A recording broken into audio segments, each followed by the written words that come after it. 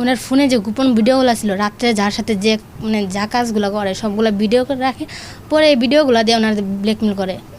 গাজীপুরের মালেকের বাড়ির এলাকার শরীফপুরের বাইতুল নাজাত হাফেজিয়া কওমি মহিলা মাদ্রাসার প্রিন্সিপাল মাওলানা আলামিন মাদানী মাদ্রাসাতে মেয়েদের সাথে অনৈতিক কার্যক্রম করেন, মোবাইলে নগ্ন ভিডিও ধারণ করেন এবং জৈন কার্যক্রম করার পর মাদ্রাসার মেয়েদেরকে কোরআন ছুঁয়ে শপথ করান কাউকে না বলার জন্য, এবং মোবাইলে উলঙ্গ ভিডিও ধারণ করে ব্ল্যাকমেল করেন ছাত্রীদের।